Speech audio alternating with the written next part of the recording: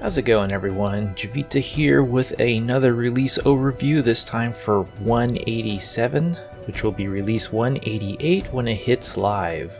I was going to start off introducing the revive mechanic, however it appears that all the augment recipes have been temporarily removed, but I'll show off what I do have. Basically, it acts just like a warp augment. You go and you drop it onto your totem, except instead of being a warp augment, it'll be a revive augment.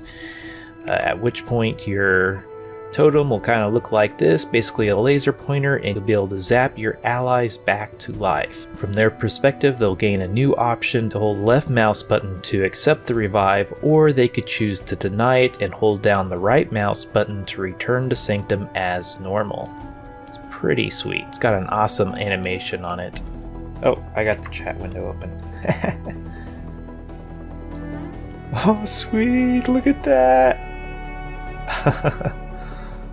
Like, oh yeah, just shake myself back to awake. So in addition to revive augment, you will need to go over to the skill tree and to the survival section and get at least this first revive 1 skill right here.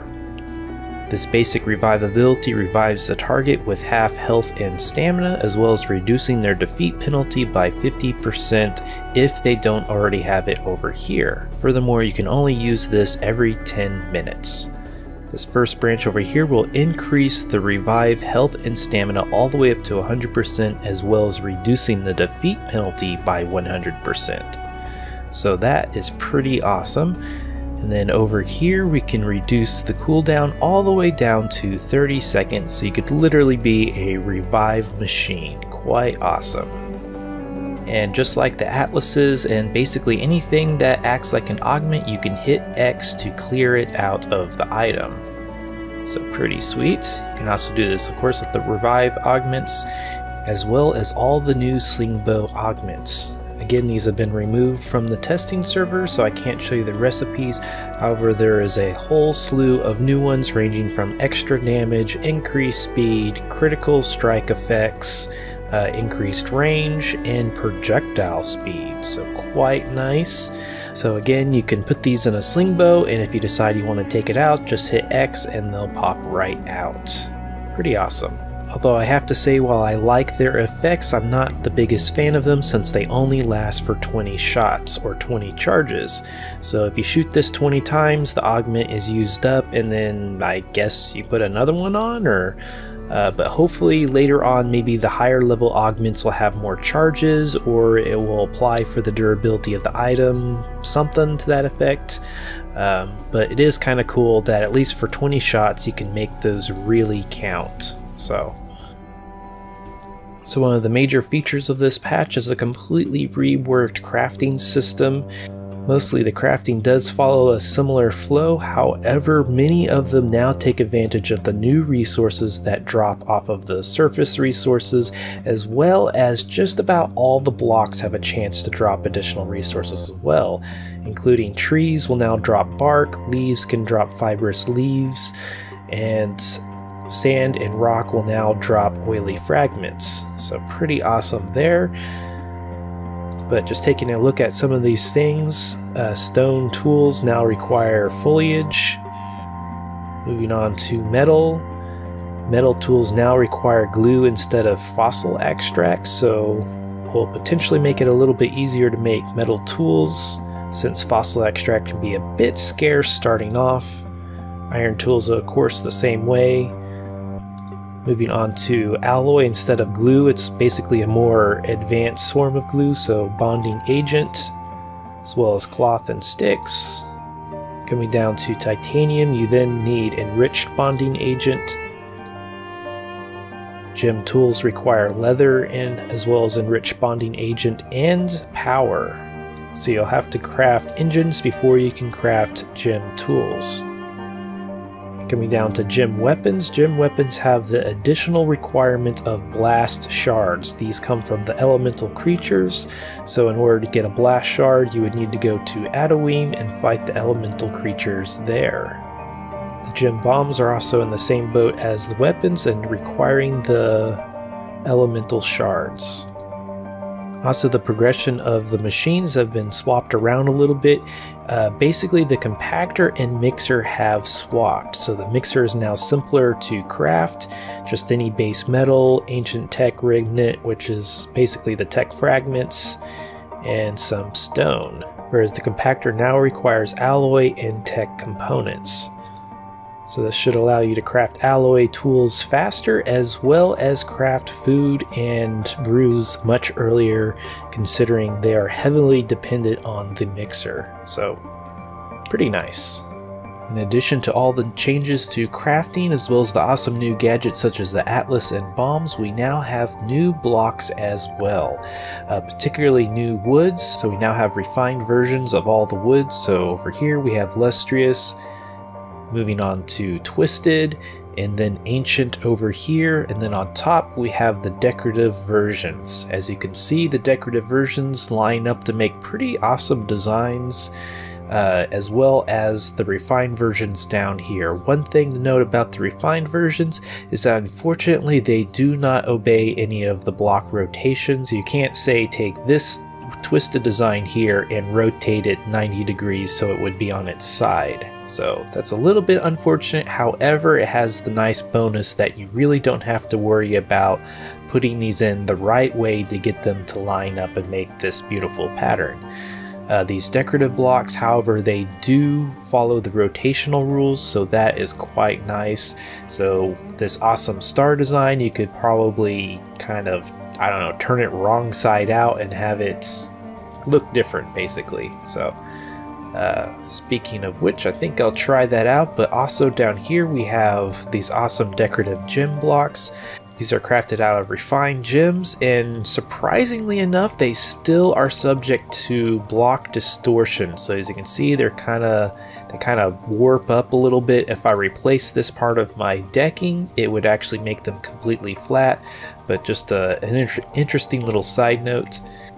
Okay, and as you can see, that looks pretty darn nice as well.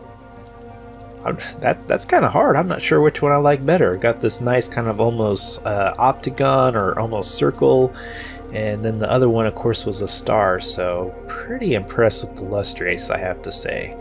And naturally all these new blocks are chiselable, so quite nice. So a few side notes on the new surface resources. Many of them have overlapping drops and drop a variety of things. However, some of them also do seem to specialize in certain resources. Boundmore just did a video showing how to get all the resources for the different types of beacon fuels, and had some pretty interesting information on how to find all the different types of beings in the game. So be sure to check out his video. I'll throw a link in the description. Something you'll probably want to grab anytime you see them are just about any kind of mushrooms.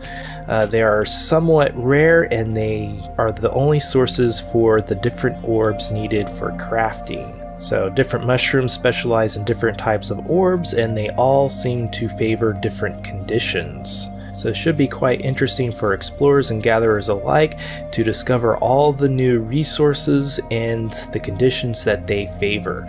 I know I had quite a bit of fun roaming around the planets looking for the particularly rare ones like the elusive dripping fungus. I actually thought that maybe these weren't in the game yet, but thanks to Boundmore, he was able to confirm and kind of point me in the right direction of where to find these little buggers.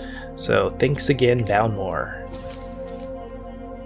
Okay, so something a bit random but still connected to explorers is that the Boundless universe has been restructured. So now you'll be able to see a lot more planets in the sky at once, and their movements will be a lot more varied.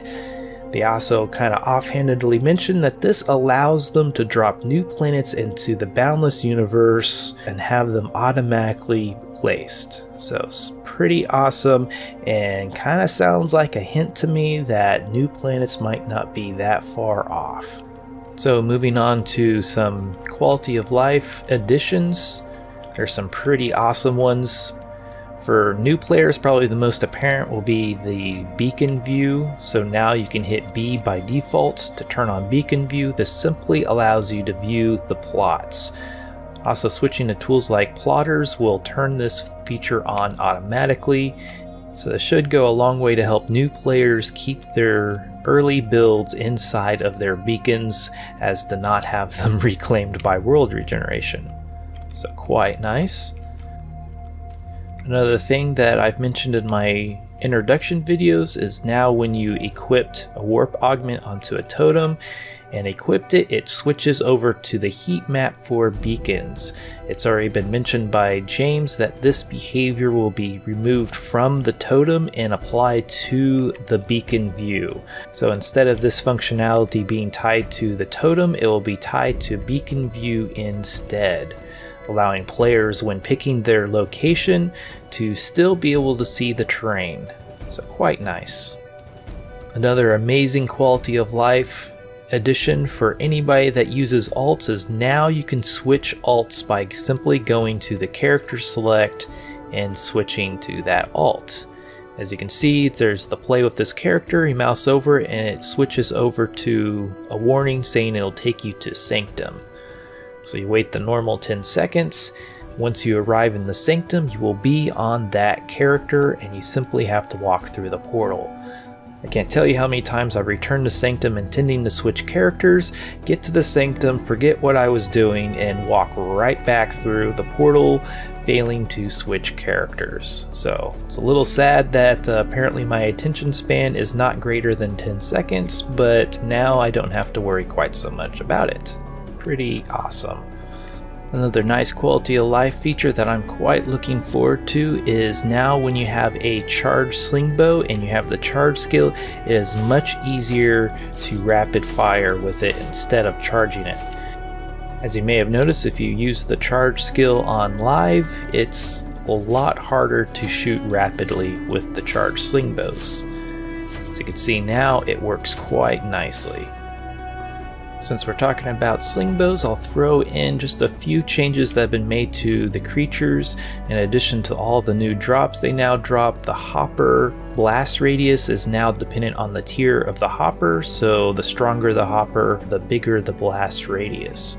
Also, the cooldown on the Cuddle Trunk tractor beam has been reduced. Since the addition of Rage and Focus, Revive, as well as utilization of energy and energy regeneration, we now have a max total of 1500 skill points instead of the previous 1200 skill points. So that should go a long way to help us fit the new skills and mechanics into our current play styles. Quite nice. Furthermore, the interact system with other players has been fully redesigned. So now when you get a friend request, it'll look something like this. So I could look around and, oh, there's this new player, and hit tab to interact with them to open up this new system and accept there. So to display this again, as it says right up here, I can press N to respond and it opens this right up. So pretty sweet. There's also options for tracking the player, so you no longer have to be a friend with somebody to track them. This will be particularly nice for group leaders not having to friend every single person on the server just so they can track them. Trade requests are handled in the same manner. So hit N, come over here, you can accept or decline. Pretty awesome. So we got friend request, trade, track, and then there's this new option for mute. So if somebody's being particularly annoying with spamming trade requests or harassing you in chat, you can now mute the player and it will, for that play session, keep them from talking to you or trying to interact with you. So pretty awesome. Just click and unclick it right there. You can also check out their core attributes, basically see everything that you can see on your own character, as well as see all of their skills. So pretty awesome, and should make it much more apparent when somebody wants to trade with you, and especially whether or not they're trying to friend you. So another amazing new quality of life thing is the new chat system. Look at this beautiful new chat window here. Finally have a background to make text more readable, as well as a whole host of new features. So we have filters here for the different types of talking. So there's now say, which is roughly 50 meters, shout, which is up to 100 meters. That should be affected by the shout skill under exploration, as well as private message, which will allow you to private message players from anywhere as long as they are on the same planet. So pretty awesome there. So by default, this is on show all. As long as this is checked, it'll show everything, but you could also come down here and say, oh, I don't want to see emotes, but I want to see everything else. Turn this off and it will filter it all for you. Pretty awesome. You can also come down here, switch between the different chat modes. So again, say is about 50 meters, shout is about 100. There's also this awesome new emote list that both give you what it does and how to type it out yourself if you wanted to. So pretty sweet. So again, be aggressive or insulting, as well as try to summon down meteors with the Mexican wave, which, here we go. Haha. So pretty awesome. Come over here and you can see your online friends. So Zama's right here, and can start talking to him. Pretty sweet. You can also send a private message to anybody by simply putting an @ sign and their name. I guess it won't let me send myself a private message, but I can go back to say and do @Zama, and it switches back over to talking to Zama. Pretty sweet. Quick moving has seen a small improvement. Now when you shift click items to quickly move them down here, they will attempt to stack with like items. Sadly, this doesn't work with smart stacks yet. Another awesome quality of life thing is that the algorithm for determining settlements has been reworked to basically ignore roads. So hopefully this will prevent your settlement from being absorbed by somebody else simply because they built a road a little too close to you. Right now on the testing servers, the numbers are a little bit crazy, but this does seem to be working since Aquatopia Empire right here is actually showing up twice. So the new algorithm has basically split it in half. All in all, pretty awesome. I know quite a few people were getting a little upset with waking up and suddenly realizing that their little settlement was now part of a much bigger town. Not only that, I may finally be able to build a road over to the steampunk city without absorbing myself into that town over there. So pretty awesome and can't wait. Moving on to the settings, the graphics menu has changed a little bit. Now you have these basic things right up here at the top, such as target FPS, minimum FPS, so on and so forth. And then down here there is quality, so you can now actually page through. You can either of course have custom settings, but there's also presets for low, medium, high, and so forth, as well as an auto option, which I believe is the default for new players, where it kind of looks at your computer and says this should work. Another awesome graphical setting that they added is now texture size. So if the default texture resolution is still a little too much for your computer, you can bump this down. As it says right here, it does require a restart, and for the time being there's only medium and high, but hopefully this will allow some people that are having graphical issues or performance issues to be able to play Boundless in a smoother setting. So pretty awesome. Just before this patch went live on testing, Jeffro the Swell requested a graphical kind of setting video, so I kind of been dragging my feet on it to be able to do it over the new graphical settings here. So if that's something that interests you, be sure to check it out when it goes live.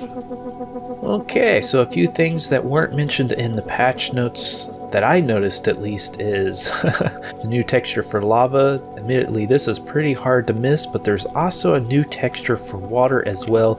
It's a bit more subtle, but I think it looks pretty amazing. And since I made my engine overview, they tweaked them a little bit that now the beams actually hurt you. So don't exactly want to go walking through the beams. And along with damaging beams, they also updated the crafting interface a little bit. This looks pretty sick, I have to say. Got this awesome stuff up here. If you're not familiar, all of this information up here is usually down here. So we got the power over here, condition, and then spark. This beautiful bar for the condition. Looks very slick. Quite impressed. Another thing I didn't see in the patch notes that I discovered during the engine video is that the gem spanners are now machine specific, and while you need them for the power coils, you can actually use them on the machine itself to do double repair. So I can repair this for up to 5,000 when normally it only does 2,500. So that is pretty awesome. And as you can see here, all the machines are color coded, so I could use a ruby spanner for this compactor, blue for the extractor, and of course diamond for the workbench. Pretty awesome. So as I mentioned before, I've already done feature introductions for most of the major features, including atlases, bombs, rage and focus, and the new engines. But one thing I forgot to mention about the atlases is that you can actually apply many of the surface resources in order to generate a heat map for them. So as you can see here off to the south, basically in the desert seems to be a fairly decent place to get pulsating orbs. Since the orbs come from the mushrooms and they don't always drop pulsating orbs, this might not be the most accurate, but it should give you a general idea of where to go to try to find some of these things. So pretty awesome.